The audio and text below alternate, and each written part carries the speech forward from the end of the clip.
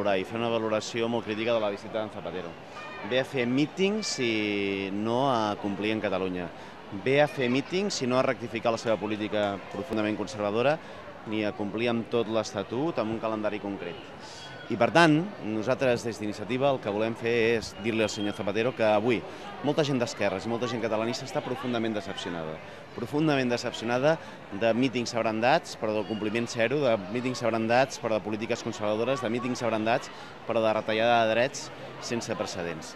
En segon lloc, i en tercer lloc el que volia era lamentar la mort d'un company del Congrés dels Diputats, d'una persona referent per l'aragonesisme, però referent per l'esquerra, i d'una persona compromesa amb la cultura i d'una persona compromesa, en definitiva, amb els valors de l'esquerra. Que avui la Bordeta no estigui entre nosaltres, jo crec que és trist, és un dia trist. És un dia trist per molta gent, però especialment per la gent d'esquerres, i per una persona més amb la que he compartit escó i amb la que he compartit molts moments,